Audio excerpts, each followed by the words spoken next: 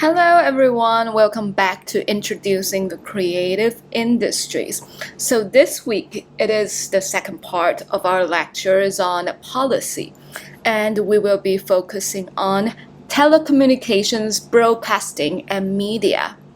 So in the beginning, I would like to emphasize that why that we have a specific session on it.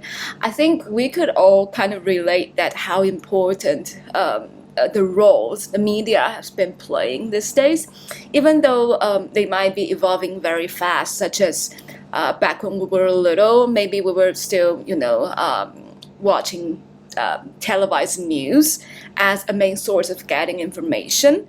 But when we gradually grow up, it became, digital news. We have apps for news these days, and then also we have various kind of social medias that actually put us into, the not necessarily bubbles. I don't quite want to use that word, but it put us in certain communities or spectrums, which decide what type of news that we would have access to more than some of the others. So this is actually just an example that why telecommunications, broadcasting, and media are not just only important, but also that they always have been the focus of policy in each different country. So today that we will be talking about this, and then we will have some discussions as well in the written, forum on NTU Cool, and then later on we will for sure also have our live, Google Meet discussion. So let's get started. So in this week, as we already mentioned, that we will be focusing on telecommunications and broadcasting. So a little bit of, recap on last week when we talk about copyright. We mentioned the differences among three different main categories of IPs, intellectual properties, which are trademark, copyright, and patent. And we also discussed some of the evolvement of the laws since 18th century and then until the modern time. And we also have discussions on Banksy's case and how that this artist are trying to file trademark rather than copyright for their work, but it didn't turn out that well because it just didn't get approved by the court. And this week that we will have a closer look at what is policy and specifically what is cultural policy and why does that matter. We will also look into the roles of the governments behind the cultural policy and obviously some of the other stakeholders that would have influence on policy making. We're also going to answer the question of is telecommunication industry a creative industry? So this question, actually, you can replace the term telecommunication industry with other terms, because I'm sure that in the first 2 weeks, especially that we discuss how creative industries or CCIs have been defined different from place to place. So a very common question that we would be asking as researcher or student in this field would be, is that industry one of the sectors in creative industry, or does it not count, and in what country? So is telecommunication industry a creative industry? Is actually a really good question. I think some of you who have looked back to the lecture slides and perhaps have thought about it would definitely say yes straight away, right? Because it seems to be categorized: broadcasting, media, television, and film as a creative industry according to most of the definitions that we introduced. But why is this question important? We will get into that. And also we're going to chat about the history of policy and how that it reflects different stages since around 1960s actually, and there are a lot of changes during the 1980s and onwards. And for now that it also becomes a sector that looks extremely different than in the past. So we usually would refer to those different stages as deregulation and re-regulation, and also marketization has also been something that has been ongoing. We will also get to the introduction of that in today's class. So we're coming to our first question, which is, what is cultural policy? To reflect back on when it all started, we can probably trace back to, in a general picture, that governments in different places subsidize for classical arts, especially the classical arts that governments define as something that was preserving, else that they would be disappearing.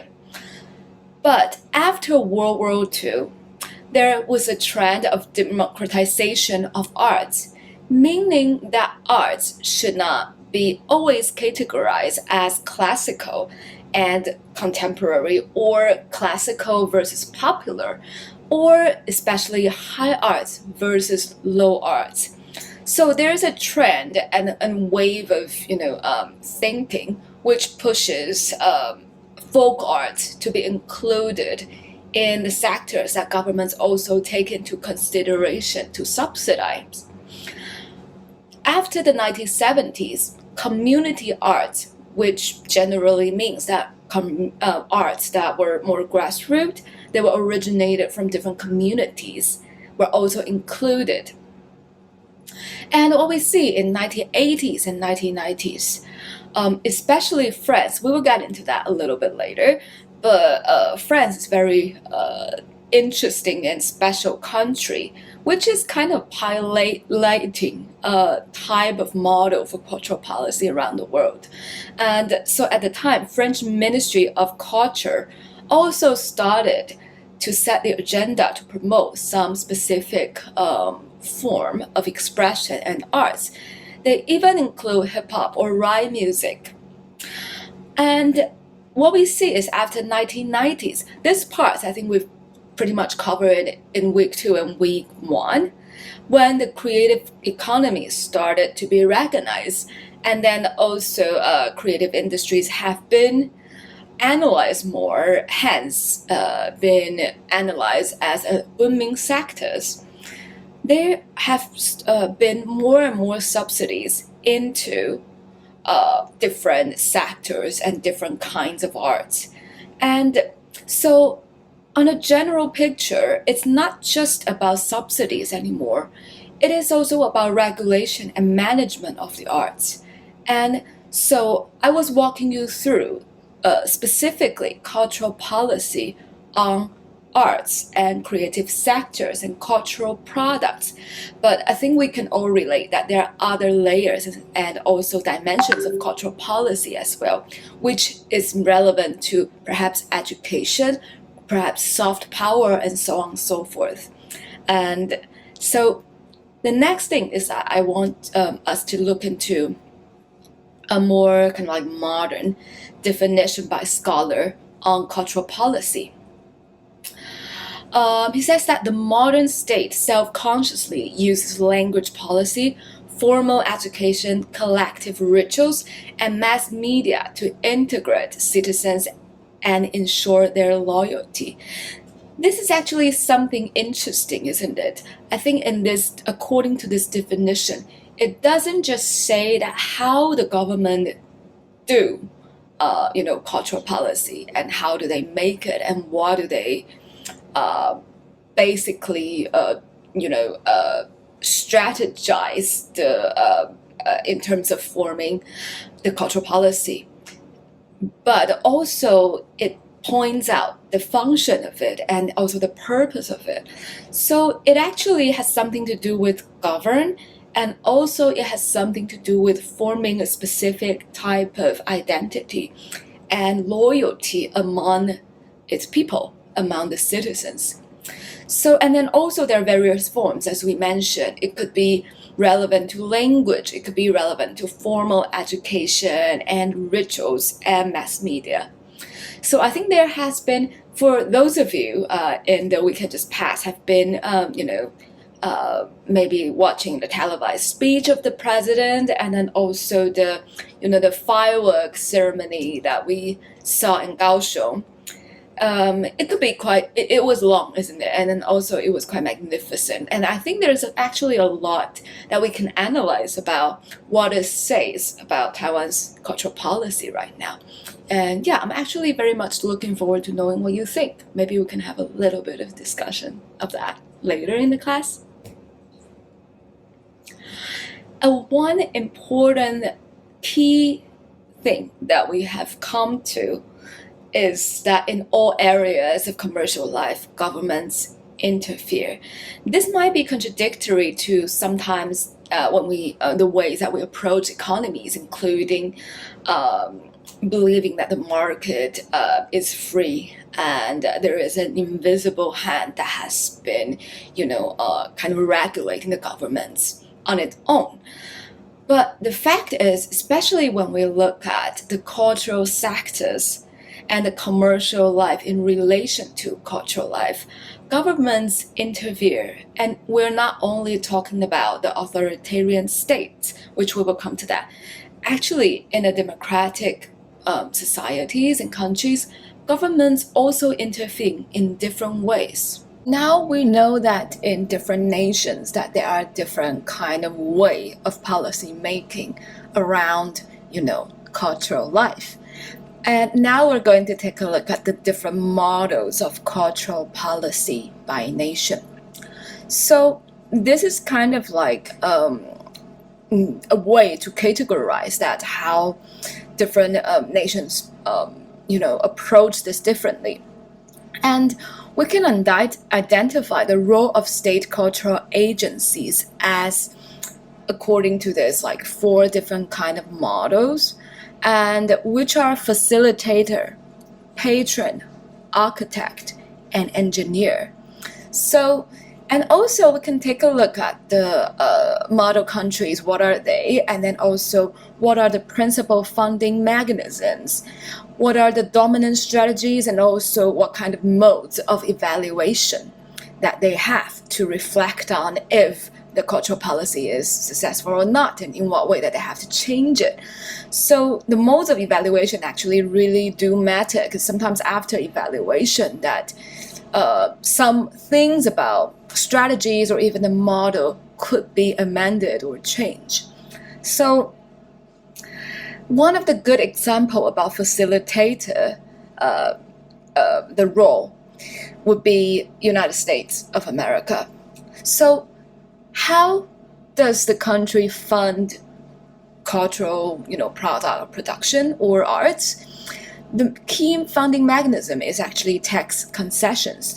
So we can easily think of an example, which is for a theater group, for instance, that have been really active and they've been contributing to the theater scenes a lot, and then when they form a group and then also perhaps as a business entity or the organization, that the government would give it tax concessions because they are producing some public good for the public. Also, the dominant strategies have always been market manipulation, which means that the market is generally free, but through tax concessions that there are certain things can be done to make some changes. And the mode of evaluation for it would usually be commercial or patron taste. And so another model, which we refer to as patron, the examples can be Britain, Australia, and actually some of the other Commonwealth countries too. The principal funding mechanisms are grants by quasi-independent bodies. So we actually have an equivalent of that in Taiwan, which is National Foundations of Arts and Culture, 国艺会. And a little bit of the Ministry of Culture these days, and then also a tiny bit of it of Taika, 文策院. So they're quasi-independent bodies. It means that they are separate from the government, but that they might be funded partly by the government, And there is one thing called one arm's length, principle. It means that the government cannot interfere in its decision, but it can actually provide some of the, the guidance, or those independent bodies would have to be accountable for legislators. So grants would be that there are different kind of schemes. For instance, that I think we discussed this last time, that in Britain, say in England, that Arts Council England would have different kind of grant schemes that are funding different things. Recently, there are a few things that they are funding, inclusive arts, meaning arts that can be accessed by different age groups, and especially that it has to be really friendly for the elderly generation. So all those grants and the motivations behind it would say something about where the society is, and then also what they're trying to do. So that's actually very common, funding mechanisms for especially those countries. And the dominant strategy, as we said, is armless principle. The ways of and the model of evaluation would be through professional and peer-based. This is actually quite easy to explain because, for instance, that when we apply for grants to those funding, there will always be a panel or a committee that are deciding that who the money that and how much that they want to allocate. That when you see the subsidies provided by Ministry of Culture here in Taiwan and also National Foundation of Arts, you can eventually that the announcement will always come with a list of the people on the committee who assess it, and also sometimes that you are able to get information such as how many applicants are there and how many were funded and so on. So so this is an example of this particular model of patron. So another model says that the role of state cultural agencies can also be an architect. So as we mentioned a little bit about France, that France is a country that could be a good example for this category, and then also the Scandinavian countries. The way of funding the productions or also the activities would be through direct grants from Ministry of Culture.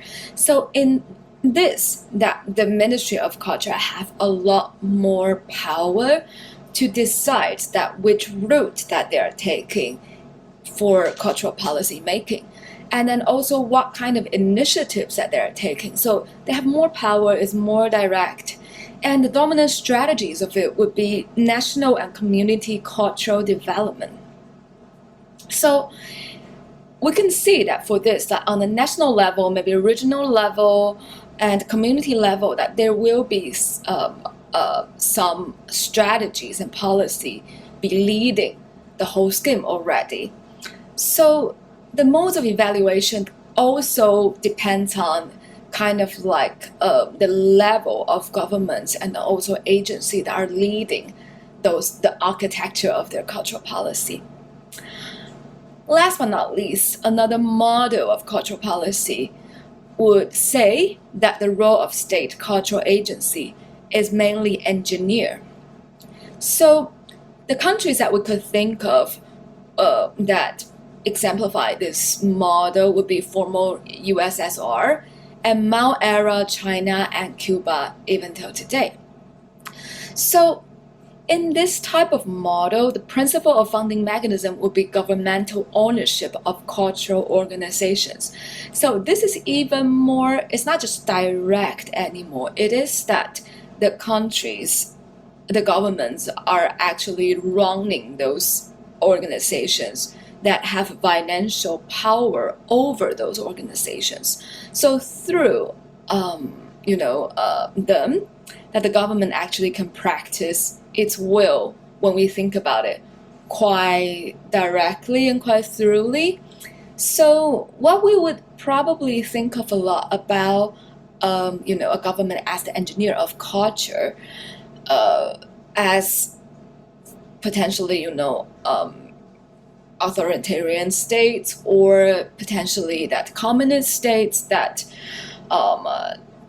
that those organizations and their products could serve as propaganda in a way. And the dominant strategies for this type of model would be state political objectives. That would be what really matter in this scenario. And in one way that we can evaluate if the strategy is successful or not, it's also political. So yeah, there are different kind of possibilities, but mostly it's also evaluated by the government body itself. So I would like to pause here and have a 5-minute question time. So just like the last time that I'm gonna give you some time, I'm gonna have like 5 minutes of music, but at the time, please do go to NTU Cool and there will be a forum opened on this week's the syllabus, under the syllabus. So please, let's think about Taiwan's cultural policies. Maybe you can do a little bit of Googling, or you could just, for those who are more familiar. And please comment that which model are Taiwan's cultural policies after, and are there any examples? So then again, that we usually have those models for the purpose of analyzing different places, but at the same time they don't always fit. So there could be actually different answers to this question, and depending on how you analyze it. So yeah, let's go for it. Let's give it 5 minutes, and please just let's think about Taiwan's cultural policy.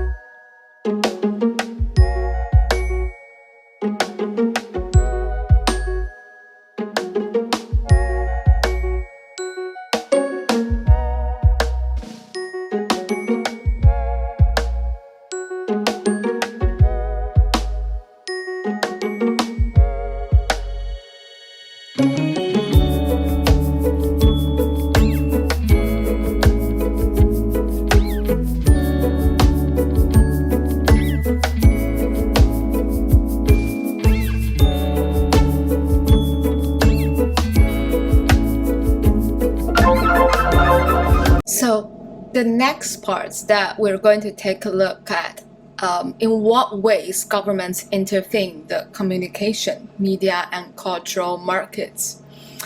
So there are three ways that we identify as, common. First of all, that they legislate. They create laws that, that are functioning as the foundation or the base for the ways that they can intervene. And secondly, they regulate. They regulate different sectors, and then they also provide some rules in terms of how that process can be, directed. And then thirdly, that the governments also subsidize. As we mentioned, that's probably one of the ways that developed the earliest. So when we take a look at the next question, which is telecommunication industry a creative industry? I guess most of us would say, yeah, it is, according to various kind of definition, it just is.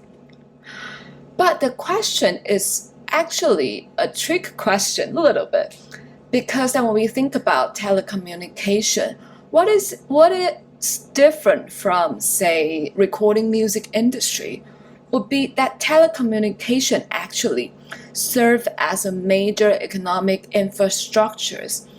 So what it means to be infrastructures, in Mandarin we would say 基础建设 or 基础设施. So for instance, that other economic infrastructures in a country would be transport, would be money, would be energy and postal services. So those are really fundamental to the development of operation of businesses. It means that they're not just business themselves, but also they provide the environment to other business to make it possible. So in this way, that actually telecommunication is an interesting industry, and it has certain differences than saying recording music industry or say animation or even film industry, because as much as that we love and we cannot live without the cultural products, but to some extent that they can extend their business to a broader scope and a broader picture, or there could be convergence with different kind of media. But it's not quite like telecommunication, which serve as something really fundamental for a lot of others.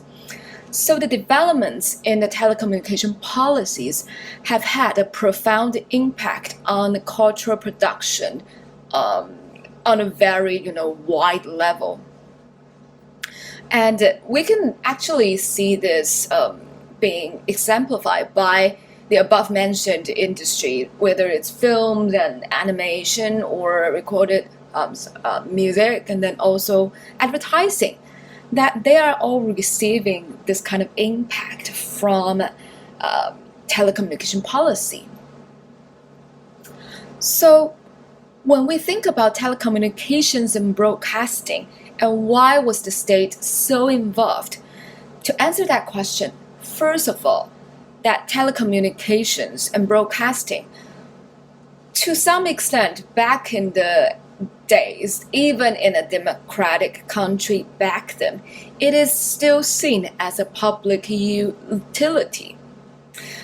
And the reason why it's public utility is not just because that it's important, it matters, and then also they're important, it's an important tool for national building, or when we think about BBC and its function during wartime, yes, it has a national influence for various different reasons, but also that the state is involved because that telecommunications have something to do with limited national resources, such as the spectrums are limited for the radio and then also for television to begin with. So that when there is limited resources, how does the government allocate those resources? Who should have a license and who should be operating a radio station? Who should be running a television service? Those are actually important questions to be answered, and that has always been central to cultural policy. So what we can recognize is that telecommunications and broadcasting are really powerful. Therefore, there is a need of controlling those sectors. And for examples, that the Telecommunication Act in Taiwan, that the first chapter in the general provisions, that Article 1, which is all the way at the top, it is actually, it speaks loud and clear about why that there should be a Telecommunication Act to legislate and to regulate. It says that this act is enacted to ensure the sound development of telecommunications, promote the public welfare, safeguard the security of communications, and protect the rights and interests of users. So for the parts which I put intentionally in red, that you can see that the development of telecommunications is important because it has something to do with public welfare. It is not just about individuals that work in the sectors or the ones that choose to consume those products. It is also about their rights and interests, so that going on, that we'll be able to see that there are certain content, even in the most democratic country, there will be certain content that are regarded as inappropriate or unlawful to be put on shows. And the good example of this is that when we talk about censorship, media censorship, that I think there is a spectrum of censorship attitude, which is actually something that I studied for my master, censorship attitudes, and specifically about music back then. But it is actually very difficult to find people that are 100% for automate free speech and without any censorship. Because when we talk about censorship, it's not just top-down approach from the governments or the states. It is actually it could happen in the corporate sectors, or it could be self-censorship. So it is actually untrue if we claim that there is no censorship issues or the practices of it in a democratic and free society. And even the laws would govern those sectors, especially in the Telecommunication Act. And it is also just because that it is relevant to the public welfare. So for instance, that there are different categories of films that being sort of like marked, so that for different age group that there are some suggestions or even rules that you have to abide. So, and that's also part of the examples which we could refer to as censorship. So when we take a look at the 1980s, what happened is that marketization follows. So yes, we did mention that telecommunication system is a public utility, but gradually people and politicians and citizens at the time started to think that it is no longer kept as a national utility, as it is really widespread. So after development of AM, that there has been development of FM, it means that more and more radio stations can be created because of the technological development. And then also satellite TV. So those inventions actually make more channels and more telecommunication services possible, so that it is gradually open up for competition. And this is what we suggest is like, a limited national resources, that gradually the capacity increased. And then we also mentioned the other point, which is telecommunication have been powerful, therefore we need control. But now that after the gradual marketization, the corporations were more involved in a range of cultural enterprises.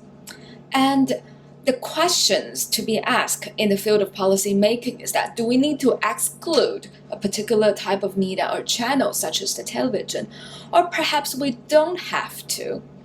So what we see in Taiwan, but in Taiwan it happens a little bit later, that during the 1990s, that we see that there are a lot of televisions being open, satellite televisions. We said like 有线电视. So suddenly the consumers just have so many options, and then also the businesses have so many competitors. Apart from marketization, that part of it is that we see deregulation happens hand in hand with that. So after 1980s, that we know that neoliberalism started to become more and more influential and powerful, especially led by the Western countries such as the US when the president was Reagan, and then also in the UK when the prime minister was Margaret Thatcher. So a series of market-oriented reform policies have been in place. Those policies including eliminating price control over, say, postal services, train services, and then also for those sectors that are, back in the day, nationalized. The thinking is that to eliminate the price control would allow the competition, which make the market more efficient. So deregulating capital markets have become more and more, prevalent. So what happens at the same time was also privatization, and which unfortunately led to the cut of public funding and budget, from my point of view, which nowadays when we will look at it, we will refer it to as austerity. So those are the kind of like the trend at the time.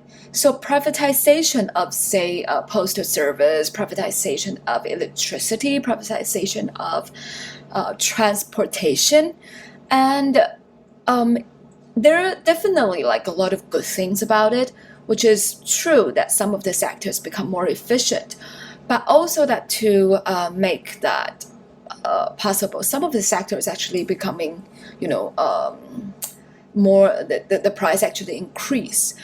And so because of that from now gradually that it also enter into another era which re-regulation happens as there are problems, so that the response from the policy makers would be, how do we fix it?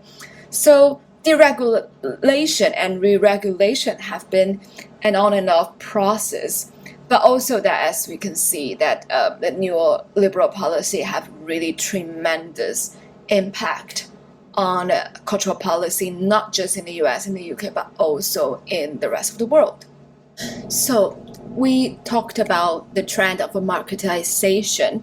And when we look at Europe specifically, let's try to think about that. What are the interest groups in this trend? That who are those people that are benefited because of the marketization in telecommunication sectors? So what we can identify is that the pro-market actors, including the electronic industries, which, because for that they will be able to exploit markets for new TV sets, pay TV decoder, satellite reception equipment, and so on and so forth. The other sectors that would be benefited would be the cable and satellite television lobbies, because through which that they were able to have the freedom to provide commercial services. And then also that we see other actors such as the PTTs, these newspapers, publishers, the advertisers, the governments, and then the parties of the right and the European commissions. So because that, I will be, you guys will be having this PowerPoint slides if you want to. So for here, I don't want to get into the specific, actors, but I do want to talk about parties of the right, because that we did mention that at the time that there was a pursuit of neoliberal agenda and promotion of business interest. So the parties of the right usually are more inclined to promote policy in, such as tax deduction, and also such as promoting the freedom and liberty of the markets, and then also that to ensure that business would, smaller business would thrive, and there should be but eventually I think you can argue that the parties of the right, some of the things that they've done could potentially lead to the monopoly of bigger business, larger business. But also that the key of it is that there should be less governmental control and regulations, so that it is their interest to pursue this. And also for public service supporters, such as public service broadcasters unions and party of the left, that their interest in the marketization of privatization would be, first of all, that they want to ensure that self-defense and then continuance of public interest would still be carried on. The unions would also claim that the protection of employment and conditions of employment is still important, that those conditions shouldn't be less only because the businesses were privatized, the sectors were privatized. And then also party of the left also wants to ensure that the promotion of public service ethos and communitarian values sustained. And then also that they're more inclined to promote the labor interest in a general larger picture, so that we can see that there are different kind of groups that might take different initiative, and there are different incentives behind the trend of marketization in media and broadcasting. So let's have a look at the 4 waves of marketization. We can see the first wave, which is led by the USA, starts around 1975, while the second wave followed by Western Europe, Canada, Australia, and Japan. And then the third wave, which is actually where Taiwan was, were those states that were once authoritarian but in transition. And then later on, which is later after 1995, we saw the fourth wave. There are many states pursuing convergence that also happened gradually. So it is to say that in different nations, that perhaps in different period of time, that we did witness the marketization of media on a global scale. Also that there are significant changes in television funding system. So what we can see is that in the 1980s, that there are more countries that choose to operate on the system where there is a public monopoly, and there is a license fee only for the public, for the television services to live on. Those countries, for example, include Belgium, Denmark, Norway, Sweden. But gradually in the 1990s, more countries have moved into public monopoly or mixed revenue. So those licenses were still, given and were controlled by the legislature and the governmental sectors. But at the same time, there is freedom for mixed revenue, such as maybe advertising fee. And one thing about the PTS, public television services in Taiwan now, is that you still don't see any advertising on it. And there's reason behind that, as the public services like that, usually the legislator and believe that they are not supposed to be manipulated or influenced by advertising.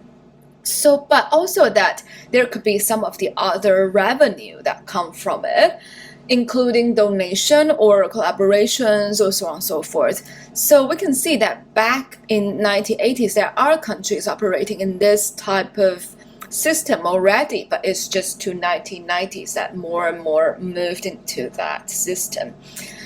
Another system would be private monopoly and advertising only. That we can see that in 1980s, a small nation Luxembourg has always been that, and then it continues to be that way all the way till 1997. And dual system, which is a really also interesting one, exemplified by Italy and UK in the 1980s. There are also more and more countries are joining this system and choose to operate on it. It means that there is public monopoly of television service, so such as that the UK has the BBC as a public service, but it also has Channel 4 or ITV, which are commercial television service. So it's a dual system. It means that there are different kind of players and also competitors in the market. Even though that I think public service such as BBC are a bit free from such competition because that they represent the public interest. And so when we look at re-regulation of telecommunication policy, that it is an important question to ask, that in what ways it is influencing the creative industries. So I want to give you a few examples, which are, just real world cases about how that re-regulation and also policy has been still really influential to different sectors. The first example I want to give you is the facilitation of markets entry by BSkyB and also the televised football rights. So I'm sure that a lot of you know that in Europe, in Latin America, and a lot of countries that, football is a big thing. And by football, that we mean, I think in American English, that they would say, soccer. But yeah, in the rest of the places that they usually call it football. So because football is $1 million industry, so having the rights to televise it says a lot about the potential revenue, and then also the power of the specific television service. So what we can see is that during 2001 and 2004, that more than 1 billion British pounds, which is 1/3 of the total program budget for the live coverage of 66 premiership matches, Premier League, in a 3-year deal that was obtained and by Sky TV. And later on, that they've got a further 3-year deal with a slightly lower number, but still over 1 billion. And then the 4-year deal before the start of 2000 costed how much to BSkyB? Actually more than 670 million for the first time. And then also, well, actually, it was significantly lower the second time, right? It was 191 million, but still, it's like a really, really large amount of money. So the British Premier League total revenue from the UK paid TV rights for the 2010 to 2013 seasons reached a record of, about 2 billion. So those numbers are high. And it's not like any, cable television service will be able to be in this game. But sports broadcaster Centena did win the rights for the two packages, which is 46 Premier League football matches, the right to televise those matches for 2009 and 2010, which is slightly later than kind of like the Sky channel has been monopolized a little bit, the market. Plus that they also got the rights for 23 in each of the next 3 seasons. But they informed the league on 2009 that it could not honor the deal. So Disney, which owned ESPN at the time, which had been outbid by Centena before, took advantage of Centena's failure to keep up payments and acquired the rights, which the league has decided to resell, so that they got it. This example, I think what we can see is that it's actually quite difficult to enter the market, not just because of competition, but actually it is because that monopoly was made possible because of the amount of, money involved and then the size of each, of those television services. As Centena might be at the time have been too small, so that in terms of keeping up the payment, in terms of their cash flow, they're not as in a good place as much as, say, Disney or Sky. And the second example which I want to give you is the concentration of media ownership. So why the deregulation brought more competitors into the market gradually, that we still see that the market left alone will favor concentration of media ownership. Even though technology has removed one source of monopoly, which is spectrum scarcity, it has replaced it with another, which is, as we mentioned in the previous case, the natural monopoly of the economies of scale. So, such as that, I think, well, after, what's happening in Hong Kong, it changes a lot in Hong Kong.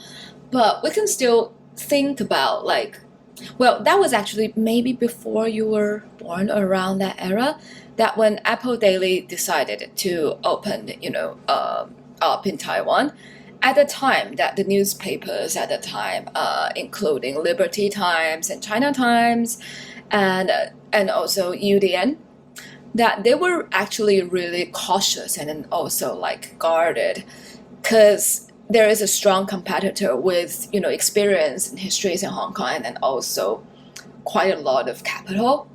And as we see that even till today, that when we talk about, printed newspapers, and also obviously all of them have been operating online, that those are still the players. So the market doesn't actually, the liberty of the market doesn't actually allow more people to be in the game, unless that you had the size of, Apple Daily, retrospectively. So yes, we definitely still see a concentration of media ownership, regardless if it's in, newspaper, it is in, televisions or other sectors. The third case, which is the last one that I want to share with you, is the creatives versus technology. So in the previous examples, that technology is a key factor that, solve the problem of spectrum scarcity. So it is, to some extent, at least in the beginning, it was democratizing telecommunication services a little bit. But the technology sometimes, especially these days, that when we reflect on that, they could be actually standing at the opposite side of the creatives in sometimes. So there could be tension. They don't always like go hand in hand. An example I want to give you is in-app purchase. So all of us are using, lucky enough that a lot of us are using a smartphone with, the ability for you to download apps on your phone. So there are different systems that include, Android or iOS, and there are lots of, potential in the app markets, but also such as, mobile gaming. Mobile gaming has been a market that has continuously to grow. But why say that you're a player of the mobile games and then you want to purchase digital goods in your app? Actually, Android and iOS both charges 30%, and which is also kind of like enforced by by both companies at the time. But when you think about it, like it's actually a lot of charge for the operating system themselves. So in 2021, Google was going to enforce 30% to be taken down in in-app purchases, and also Apple, the company, has already been compared by Petromail as a mafia, that they're brutal and they are kind of like heartless for charging that much, why the content was created by potentially the creatives or the app developers.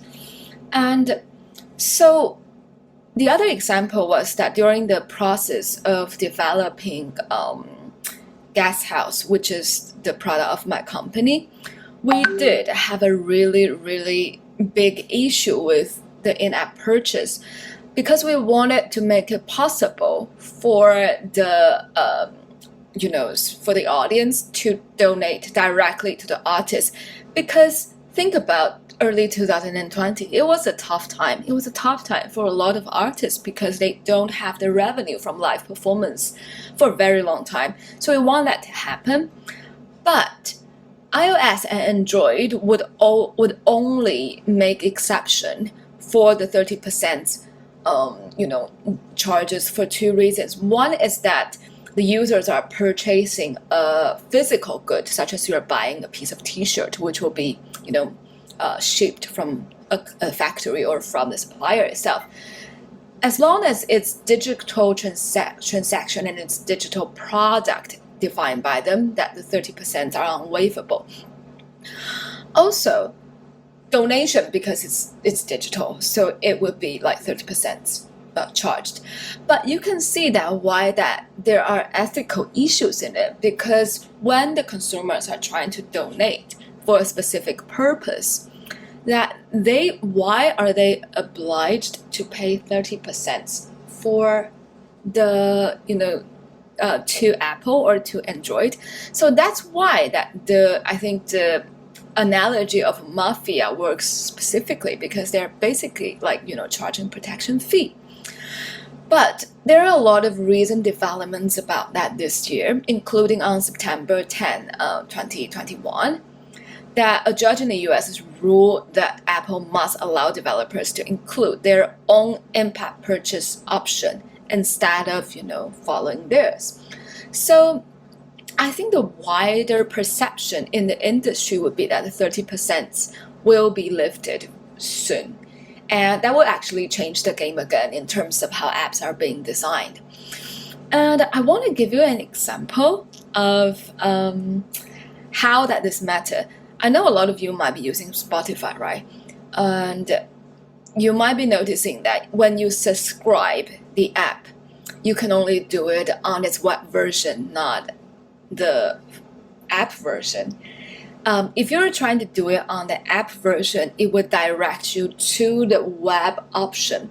The reason was because that in the web version, that Spotify doesn't have to be charged for that 30%. So even though that we can just listen to music using the app, but because of the 30% charges the design of the app differently, So I think there will be a lot of changes after IAP, which means in-app purchases, have been made more free and more possibilities were made possible. So we are going to have our discussions soon. The first question which I want us to have a think about would be in what ways media and telecommunication policy is influencing the creative sectors. You could think about, the example of a particular company or a few. Are there any particular challenges, and who are the stakeholders, and what are their interests? So we can do a little bit of like stakeholder analysis and around the chosen example. And then the second question that I would like to have a chat with you about the last example we mentioned, the in-app purchase war. What is it now, and where do you think that we're heading to? And good thing about having this discussion online is that you can also take your time to check that if there's some information online and you would like to share with the rest of the class. That would be great. So now that we will have a few minutes break, and then I'll see you on Google Meet.